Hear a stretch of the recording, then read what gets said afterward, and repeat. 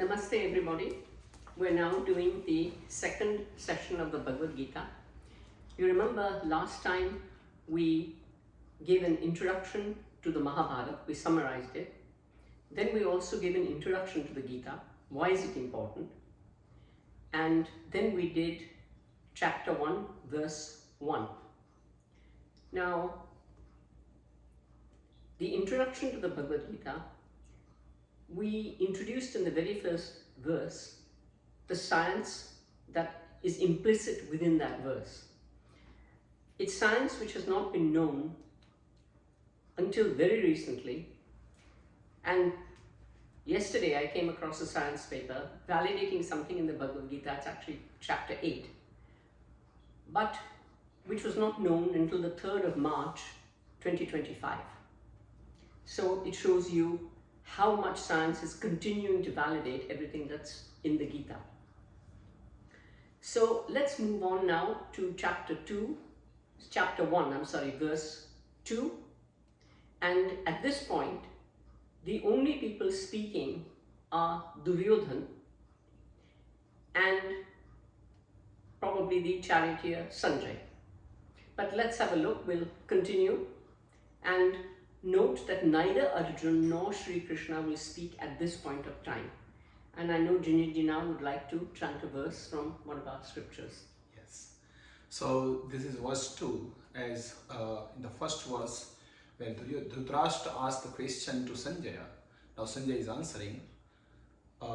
Beautiful verse again. Drishtva tu pandavanikam vyudham duryodhanastada Acharyamupasangamya Raja Vachanam Abravita. Now the way Sanjay is answering is beautiful. It says, Drishtva, after seeing, Tu Pandavanikam, after seeing the Pandava Anikam, Anikam is the army, after seeing the Pandava's army, Vyudham Duryodhanastada, Vyudham is the formation of army, Duryodhana tada means that time, Duryodhana, Acharyam Upasangamya. He goes, Upasangam means he goes close to Acharya. Here Acharya means Dronacharya, who is the Acharya of Pandavas and Kauravas. So he says, Acharyam Upasangamya. He goes close to Acharya Dronacharya, Raja Vachanam Abravita. So while Sanjay is answering, he is saying that Duryodhan that time, he goes to Dronacharya, but now he is using word Raja Vachanam Abravit. He says the king Duryodhana. So while he is going to Acharya, Dronacharya, he is going as a king. So this is again this word play, but the way it's showing that it is showing that how Duryodhana is approaching his Acharya, which is Dronacharya. And it might be useful to explain the difference between, for us, Acharya, a guru, and a pandit. Yeah. I was thinking would be a useful explanation. Exactly. You could explain. Yeah. So Acharya, in Sanskrit, Acharya says Swayam Acharate Yatsmat Acharyastena Chochyate. So the meaning of that is the first who follows the scripture and make their students to follow, that call Acharya. So Acharya doesn't mean who just teaches. Acharya means who follows first and then make his students to follow, that calls Acharya. Yeah. So in this very brief verse, Sanjay understands from the first verse, which Dhritarashtra asked, that his king wants the war. His son, of course, also wants the war, but the king wants a war. So Sanjay basically reassures him immediately. What does he say? He says, on seeing the Pandava army standing in military formation, King Duryodhan approached his teacher Dronacharya and said the following words. So by using the words and telling Dhritarashtra that the Pandavas are in military formation, he was reassuring Dhritarashtra, the blind king, that no, don't worry, this war is going to happen. Even the Pandavas want it, they're ready for it, they already are in military formation. And then Duryodhan, as the king, approaches his Acharya, his teacher, Dronacharya. Why does he approach Dronacharya? We'll see in the next few verses. The verse 3, again now Duryodhana, so he says here, Pashyetam Panduputranam Acharya Mahatim Chamum Vyudham Drupadaputrena Tava Shishyena Dhimata. So now he says, so while he went to Acharya, means Dronacharya, he says, Pashya etam Panduputranam. Etam Panduputranam means all these Panduputra, the son of Pandus, Pashya, look at him, look at them. He says, Hey Acharya, Dronacharya, the teacher, Mahatim Chamum. Mahati word is used for big army, Chamu is army. So he says Mahatim is mighty, Chamum is army. Vyudham Drupadaputrena. So now Duryodhana is a king, but he is playing political game with his Acharya. He says Vyudham. Vyudham is again the formation of army. Drupadaputrena. Now there is story in Mahabharata which Dronacharya and Drupada, they both had some fight. So now he's actually pointing out that it is done by Drupada Putra, it is done by son of Drupada. Tava Shishya. He said Tava means your, Shishya means student. He is your student. And who is Drishtadyumna, which is Drupada's Putra. And again he is using one more adjective. He says Dhimata. So Drishtadyumna is your student, but same time he is very intelligent. So this is what he is pointing out here. So, translated to English, Duryodhana said, Respected teacher, behold the mighty army of the sons of Pandu, so expertly arrayed for battle by your own gifted disciple, the son of Drupad. Now, whatever else Duryodhana was, he was not a fool. His psychology is actually quite interesting in this verse, because first he addresses Drona as Acharya, which is a term of respect. Not only do you know your scriptures, you follow your scriptures. So it's a term of respect.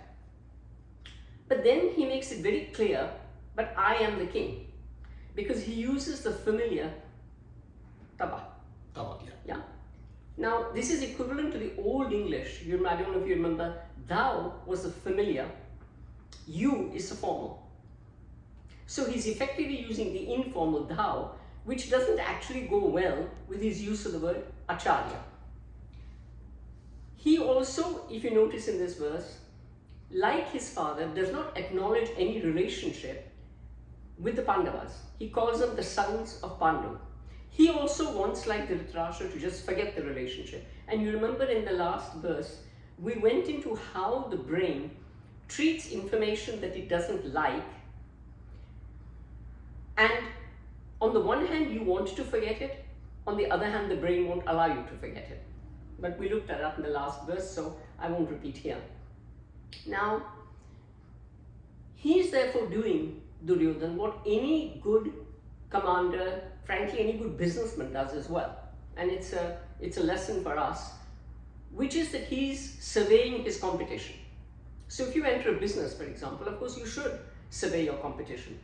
You should find out what's different about what I'm about to offer than what my competition is offering. And we'll see that in the verses that follow, Duryodhana, as a good commander, is going to do exactly that.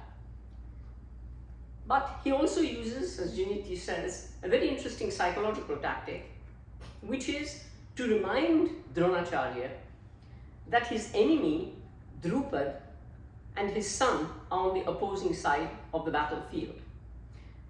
So he's basically, we could say, not encouraging Dronacharya to fight for him, he's actually inciting him. He's trying to make Dronacharya feel angry at what happened between himself and Drupad years ago, and will therefore make him much more willing to fight.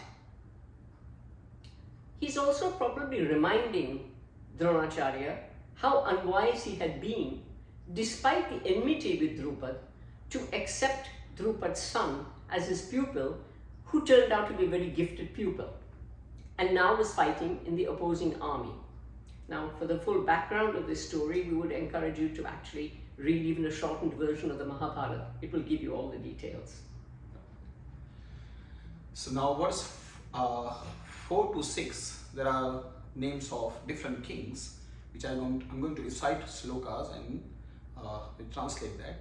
So it says, Atra Shura Maheshwasa Bhimarjuna Samayudhi Yuyudhano Viratascha Drupadascha Maharatha Drushtaketuschekitanaha Kashirajascha Viryavan Purujit Kunti Bhojascha Shaivyascha Narapungavaha Yudhamanyuscha Vikranta Uttamaujascha Viryavan Saubhadro Draupadeyascha Sarva Eva Maharathaha. So now he says Atra. Atra means here. Here means in this battlefield. Shura Maheshwasa. Shura is Shura is for powerful warriors. Maheshwasa. Maha Ishwasa, which is great bowman. He says Bhimarjuna Samayudhi. So now he started, Duryodhana has, if you know or if you're aware of Mahabharata, he has problem with always Bhima.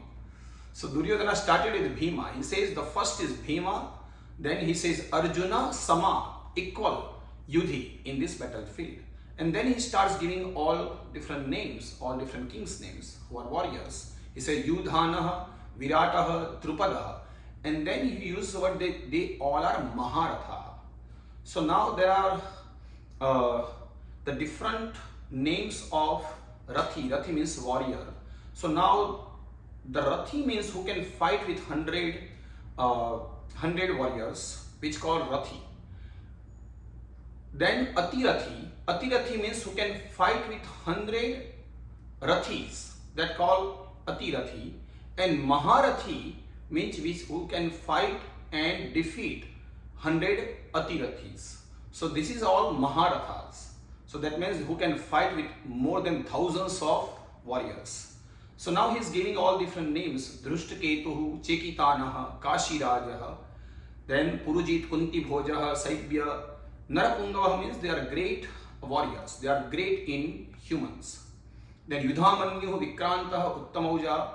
And then in the end he says Saubhadraha, who is the son of Subhadra, and Draupadeyaha, again the sons of Drupadi. So 5 sons of Drupadis.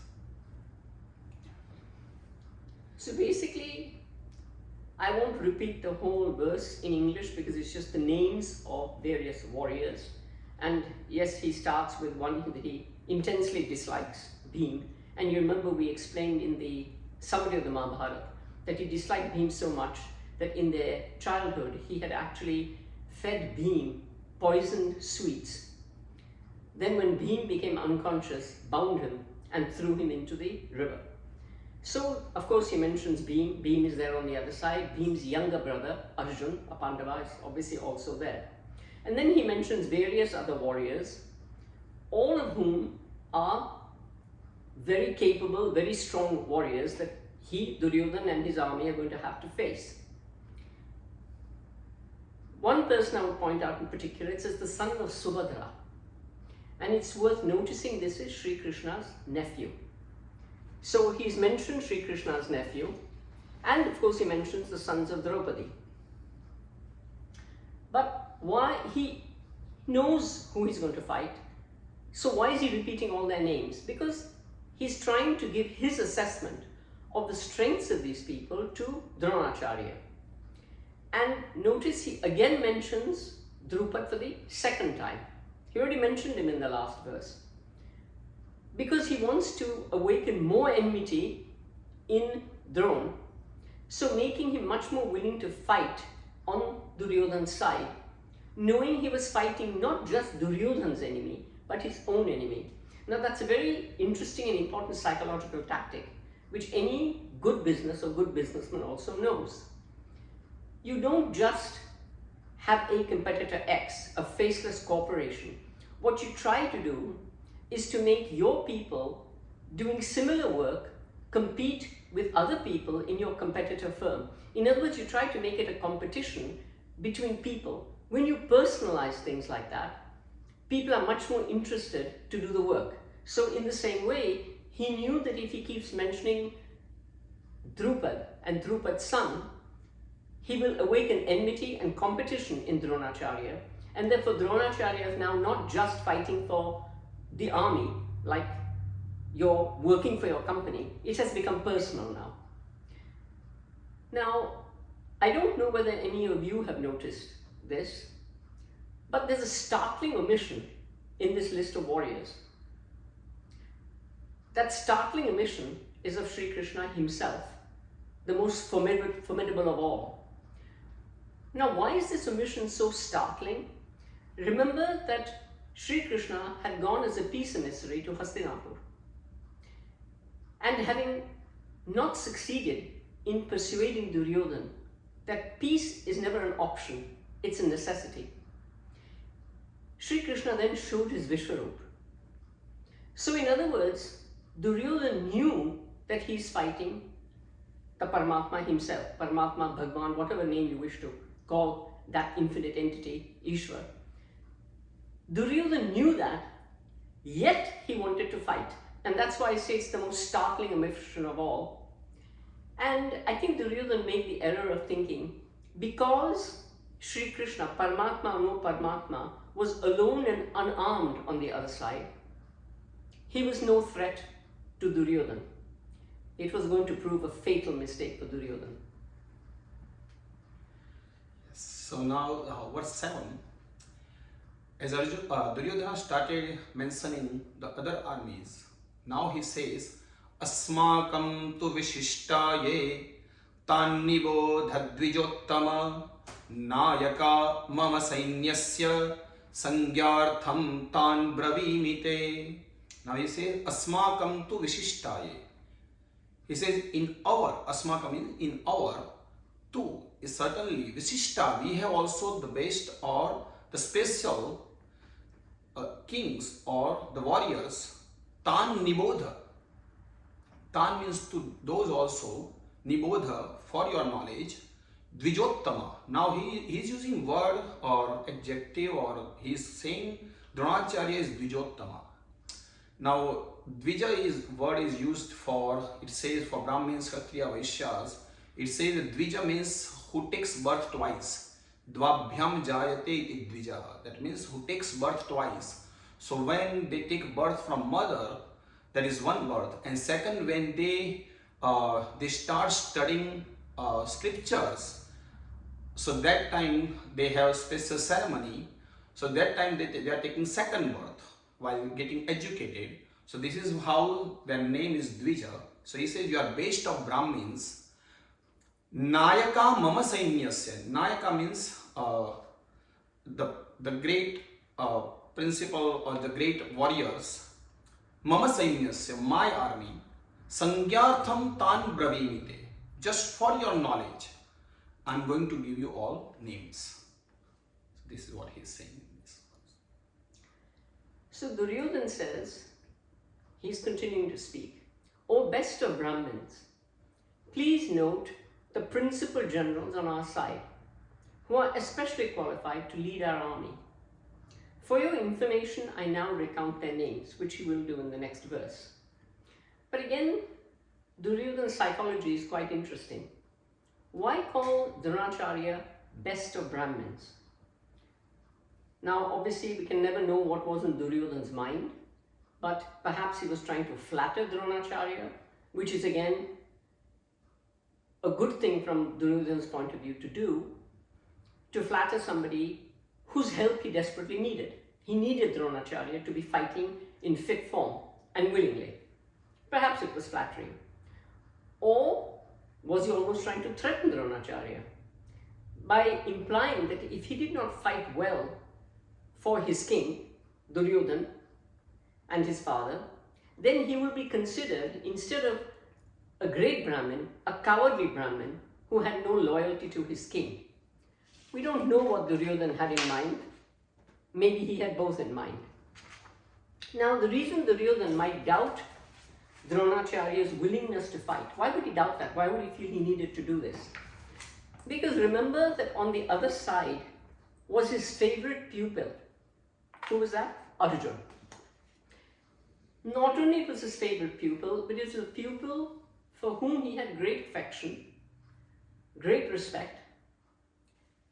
Now, in such a situation, we can understand that Dronacharya would not be very willing to fight and to kill Arjuna. Duryodhana also needed to bolster up his own morale, which is why he's talking to Dronacharya to try to make sure that Dronacharya agrees with his assessment. That's to bolster his own confidence in his own assessment. And he's trying to put in front of Dronacharya what he's facing and what forces he has marshaled to the battlefield to combat the opposing army. So let's see now what Duryodhana says of his own army, his own assessment of his own army.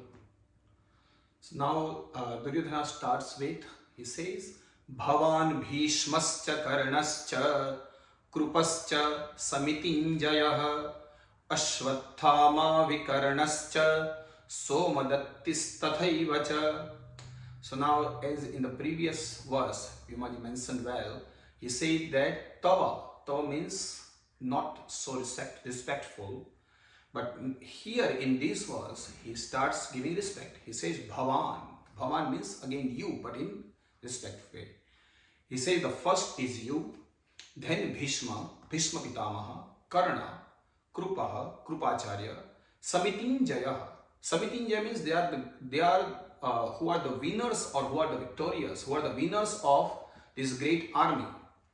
And then he gives name of Ashwathama, Vikarnaha, Somadatti. Tatha evacha. Tathaivacha means there are others too. So there are so many others too. So he is giving again, first as he has given names of Pandava side, now he is giving his own side names. So Duryodhana says, here are yourself, Dronacharya, Bhishma, Karna, Kripa, always victorious in battle, and also Ashwathama, Vikarna, and Bhurishra. So again, the psychology, now that we have modern psychology, continues to be very interesting. He's picking out 4 people who particularly stand out because they have never been defeated in battle before, and they were always victorious in battle. But interestingly, of course, he mentions Dronacharya himself, he mentions Bhishma. And you remember, he's giving respect to Dronacharya, Acharya. But it's very interesting, Kripa was also an Acharya in the Hastinapur court. It was not Duryodhana's way to be humble, to give respect where respect was due, unless there was something in it for him. So we note that when he's talking about Kripa, he does not give him the respect and say Kripacharya, which is what he should have said, but he does not do so.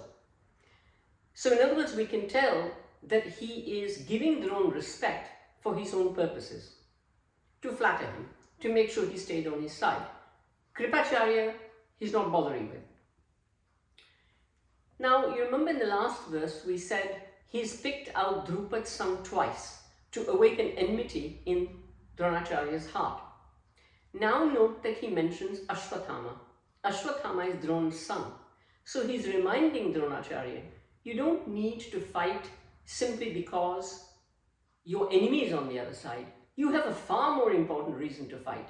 Your son is on this side, and if you don't fight, your son could die. So again, very interesting psychological tactic. He picks out Ashwathama, specifically to remind him of that fact. It's also curious that he names Karna, because Karna was actually not on the battlefield. Bhishma has said that while Karna is on the battlefield, I, Bhishma, will not fight. Now, Bhishma was far too important for Duryodhana to let him go. So it was agreed that Karna would not take part in the battle while Bhishma was leading it. So then the question is, why mention Karna? It may be to remind Dronacharya how unwise Bhishma was being to exclude a warrior so strong. Drona had very good relations with Bhishma, so probably he was hoping that Dronacharya might go to Bhishma Pitama and try and get him to change his mind. That look, Karna is so strong, such an important warrior, very loyal to Duryodhana, very loyal to our cause. Please won't you allow him to fight? Again, very interesting modern tactic. If you don't have access to the top guy, what do? If you happen to know a friend of his, you know somebody who knows him, would you put in a good word for me? Standard modern tactic too, yeah. Which is what Duryodhana might be using here. And he knew that grandfather Bhishma had great respect for Dronacharya, so he hoped that if Dronacharya would put in a good word for Karna, maybe it meant that he would allow Karna to fight. But we can see how much psychology there already is in the Gita, and which applies to us all today. So now he says, Anye cha bahava shura madarthe tyakta jivitaha nana shastra praharanaha sarve yuddha visharadaha. So as he said in the previous sloka, tathaiva cha, now he is adding in that, he says, Anye cha bahava shura. He says there are so many others. Anye means there are so many others. Bahava means man, so many. He says, shuraha, this means warriors, madarthe tyakta jivitaha. So now we can say that this verse is said by Duryodhana because he is the belongingness. He said, madarthe, for me, tyakta jivitaha. They are prepared to die. They are prepared to lay down their lives. So say that. So he is not talking about the Kaurava, for whole army or for kingdom. He is not talking about that. He says, madarthe, for me. Nana shastra praharanaha. Nana means there are many different kinds of weapons. Sarve yuddha visharadaha. And all those are skillful warriors. So he said there are so many others who are skillful warriors who has so many different kind of weapons, but they all are ready or they all are prepared to lay down their lives for me. So this is what he is pointing out, madarthe. Yes. So he now says, Duryodhana now says, also are many other powerful warriors equipped with many weapons, experts in warfare, and prepared to renounce, I lay down their lives for my sake. Now again, a very interesting insight into Duryodhana's character. To the Pandavas, and of course to Sri Krishna, this was a war for dharma, a war for what's right. It's not a question of just right and wrong in the sense of who did the kingdom belong to. Oh, this is my possession, I must fight for it. It is a question of how society would be run. What would be the rules of that society? What would be the aims and goals of that society? That's what the Pandavas were fighting for, and is the only reason why Sri Krishna supported them. It's not because he just liked Arjun's face or the Pandavas' faces. But very interestingly, for Duryodhana, note, it's not even about the kingdom. It's not about his people. It's not even about his brothers. He says they're all prepared to lay down their lives for my sake. And it shows us also how selfish Duryodhana was. We say that, oh, he had great love for his brothers. This one verse shows us that no, he didn't. He only had love for somebody if that somebody added to his comfort level, flattered him, made him feel better about himself. But love isn't about that. So we can say that this verse shows us that Duryodhana did not have any love in him. Now, in general, people feel motivated to fight when they feel it's for a cause. You know, like the Pandavas are fighting for a cause. It's not just a question that, oh, this kingdom belongs to me, so I must kill lots and lots of people to get it. It wasn't about that. Or they feel they're fighting for their country, something greater than just themselves and their possessions. But as far as Duryodhana was concerned, with his enormous ego, it was about nothing more than himself. As I pointed out, not even about his brothers. And it's likely, therefore, that his soldiers would be much less motivated than the soldiers on the Pandava side, and which, if you know the Mahabharata, you would see as the war proceeded how true that was. Now, there's very interesting research and a paper, Why They Fight, by Patricia Shields at the Texas State University, San Marcos. And we'll give you a link at the bottom. It was published in Armed Forces and Society, volume 32, number 4. And she writes, cohesion remains a key component of combat motivation. In other words, interrelationships between people. The Pandavas' army had far more cohesion than Duryodhana's side, where Bhishma disliked Karna, Karna felt slighted by Drona, Shalya, who was actually an uncle of the Pandavas, had been tricked into fighting on Duryodhana's side. And again, for that story, we would refer you to the Mahabharata. In addition, she writes, fighting for values such as freedom, democracy, liberty are major factors in combat motivation. The Pandavas felt united because they felt they were fighting for something much bigger than themselves, dharma. Whereas Duryodhana's side were fighting for what? One man and his enormous ego. So let's try and put this in terms of modern life. The Iraqis were fighting for what? The preservation of the life of one man, Saddam Hussein. They were not motivated, they kept running away. But the US Army felt they were fighting for something much more important than one man. Rightly or wrongly, whatever may be our assessment of that, the fact is that the soldiers felt they were fighting for their country. And as I said, we will put a reference to that paper by Patricia Shields in the links below. So now he says in the 10th verse, he says, Aparyaptam tadasmakam balam bhishma bhirakshitam paryaptam tvidametesham balam bhima bhirakshitam. So he says, Aparyaptam tad asmakam. Asmakam means our. Aparyaptam. So there's two meanings of this word aparyaptam. In Sanskrit, paryaptam means limited or sometimes sufficient. And aparyaptam, so now aparyaptam, he's trying to tell us, but what he thinks himself. So aparyaptam means insufficient according to Duryodhana. So he says, aparyaptam tad asmakam, which our army, balam bhima bhishma bhirakshitam. So Bhishma has, which is abhirakshitam means which is protected by Bhishma. That balam means that army is insufficient. So he is, I don't know what does it call, but he has that, he doesn't have that confidence for himself. So he says that it is insufficient. And from other side, he said, paryaptam tvidam etesham. But their army, etesham means their army is paryaptam, is sufficient. Now he says, but it is protected by, as our army, is Kaurava's army is protected by Bhishma. But now he says, their army is protected by Bhima. So he keep repeating name of Bhima here. So he says the strength of our army is unlimited, but also insufficient.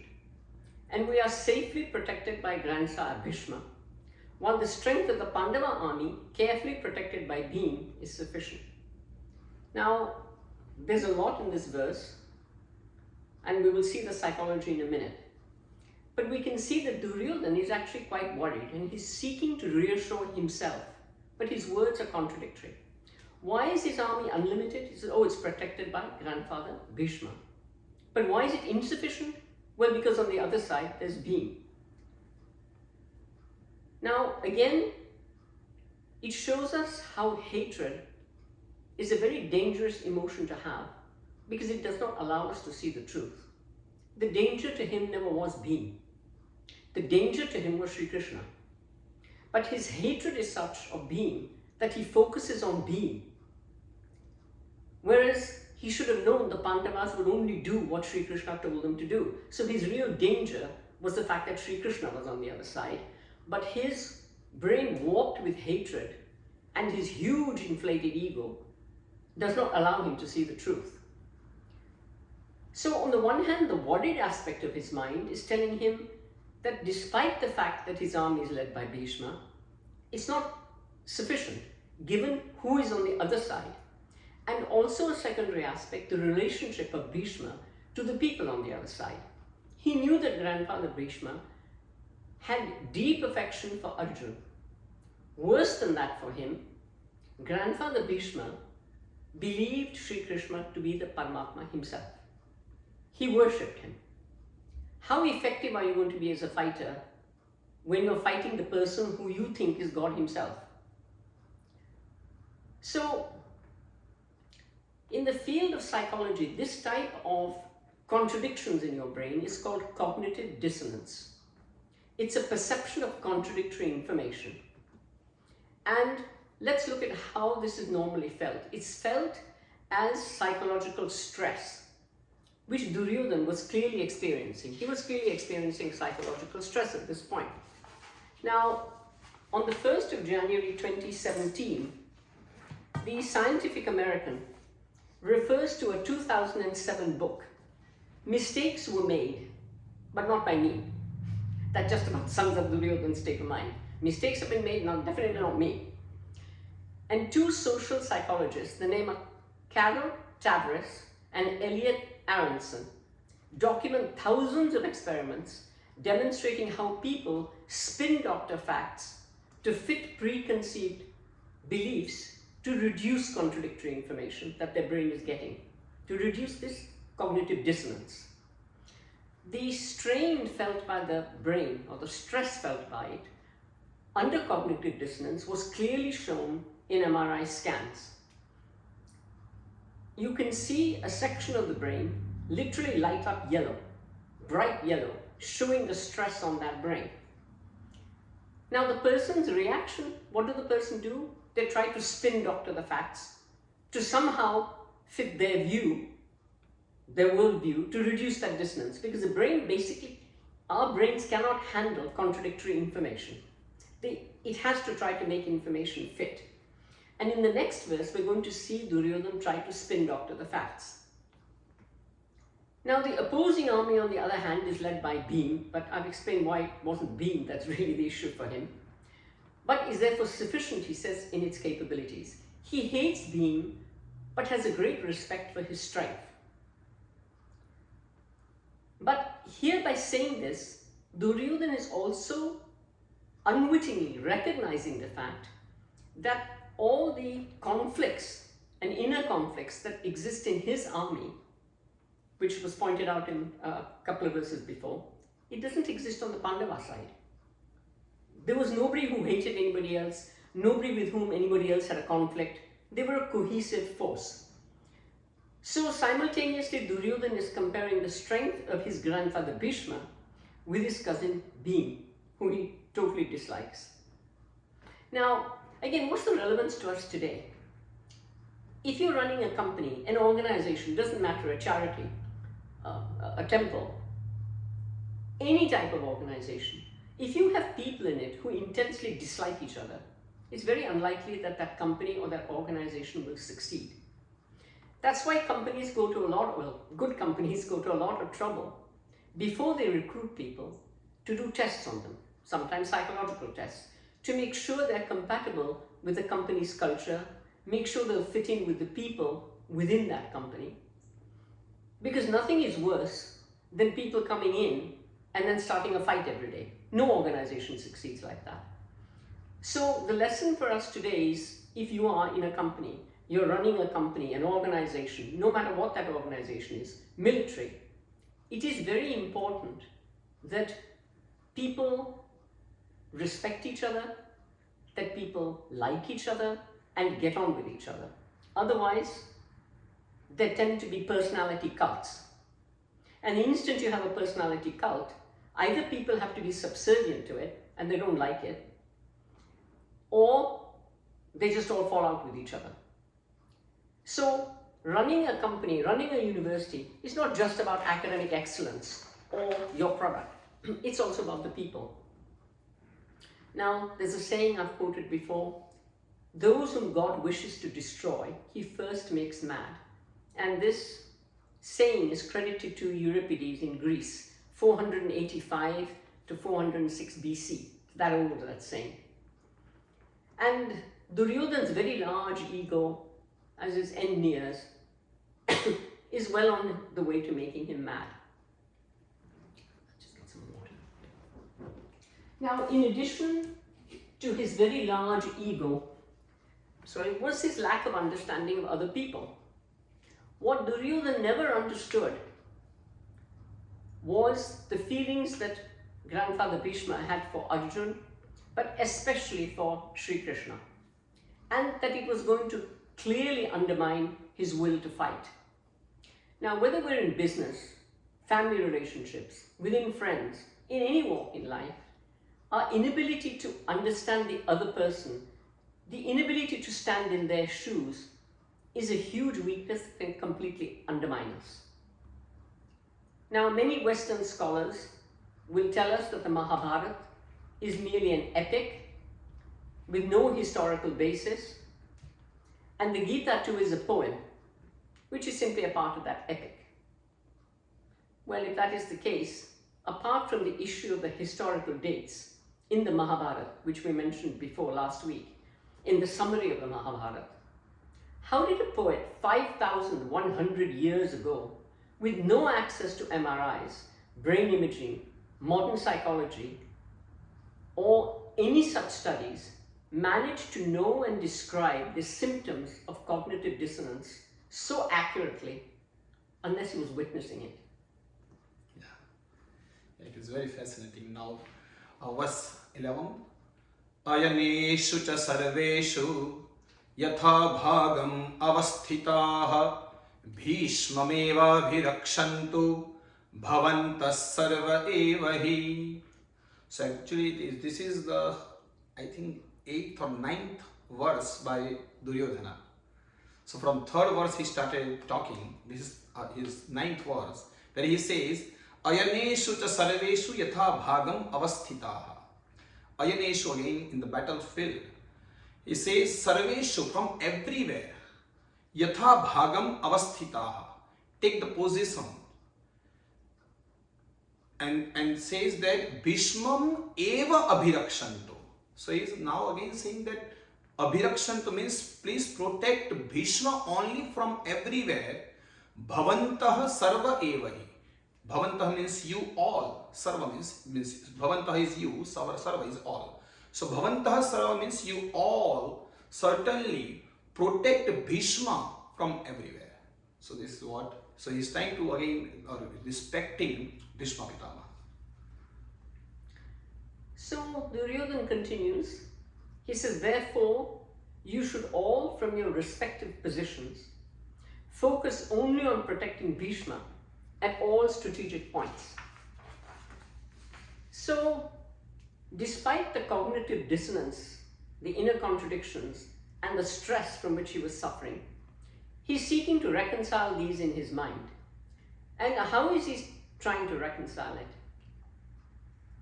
His mind is telling him that so long as Bhishma is there, his army was invincible. He was trying to convince himself of that fact, to relieve the contradictions he was feeling. So now what is he doing? Remember, we said he will spin doctor the facts. So his mind is trying to put aside the fact that on the other side sits Bhim, whom he hates but has great respect for as a warrior. And he's focusing his mind entirely on the fact that, but I've got Bhishma on my side. So now what is he saying? Under all circumstances and from every strategic point, you need to protect Bhishma. Now, Duryodhana also knew that on the other side, somebody he hasn't mentioned was Shikhandi, with whom Bhishma would never fight. If therefore Shikhandi was somehow able to get near Bhishma, he would kill Bhishma because Bhishma would lay down his arms. Now, there is a story behind this in the Mahabharata, which is that Shikhandi started life as a female. She later transforms into a male. One version of the story is that she was born as a female in her previous life, and Bhishma therefore counted her as a female. Another explanation is that although she was a female, she learned all the martial arts and fought as well as any man. It doesn't matter which explanation is correct, the fact is that Bhishma would not fight him. Her. Him, her. We see, if it's not in the Mahabharata, it doesn't exist under the heavens. We have the him, her here. Right. So now, in this verse 12, Now, as Duryodhana is keep requesting Dronacharya that please protect Bhishma from everywhere. So now Bhishma heard this, and now what is he saying? Tasya sanjayanan harsham kuru vruddhah pitamaha simhanadam vinadyochaihi shankham dadhmau pratapavan. He says tasya sanjanayan harsham. Tasya means again Duryodhana. He says to make Duryodhana happy. Kuru vruddhah pitamaha. Pitamaha again, Bhishma Pitamaha, which is who is the eldest in Kuru Vamsha, in Kuru. Sinhanadam vinadyochaihi. So he played the conch, and that conch, the voice of the noise of the conch, it says lion's roar. So it's Sinhanadam, which is lion's roar. So he played to make Duryodhana happy. Bhishma Pitamaha played conch to make Duryodhana happy. So which again, where Duryodhana is keep talking about or keep saying about to protect Bhishma Pitamaha. So this is how he is making him happy. So it says, then the elder of the Kuru dynasty, the very strong grandfather Bhishma, roared loudly like a lion and blew his conch, giving happiness to Duryodhana. So it's very interesting that, you see, even when our elders don't necessarily like what we do, they still have deep affection for us and still try to support us and help us. And that's what Grandfather Bhishma is doing. So Bhishma Pitama realizes that Duryodhana is anxious. Now, despite knowing that they're opposing Sri Krishna and therefore Duryodhana could not win, he nevertheless tries to cheer him up by showing that I, Bhishma, although I don't agree with you, I am ready to fight. Now, in ancient India, the blowing of the conch shell signified that party's readiness to begin the battle. So in other words, Bhishma is signaling to the Pandava side, we are ready to begin battle. Now, why the conch shell? It's very interesting. Scientific research shows the healing capacity of the sound from the conch shell for people suffering from, and listen to it, depression, anxiety, stress, hypertension, insomnia. What was Duryodhana suffering from? Depression, anxiety, stress, probably hypertension. Again, we'll put a link to that research. It's published in Research and Scientific Innovation Society, 27 July 2019. It's called Significance and Health Benefits of Conch Shell, and you can look it up, but we'll also give you the link below. Duryodhana was anxious and depressed. Bhishma therefore now sounds his conch. So with this first blowing of the conch shell, we will end this session leaving you with one thought. Sri Krishna even allowed the Kauravas to blow the conch shell first. Not only did he show his Vishvarupa, not only did he ask for peace, not only did he say the Pandavas will accept just 5 villages, but now on the battlefield itself, neither did he nor did he allow anybody else on the Pandava side to blow the conch shell signifying battle. It was the Kaurava side who did that. Which brings us to a close, and we should note how much he did not want this war. Thank you so much for listening. Thank you. Jai Shri Krishna. Namaste, Jai Shri Krishna.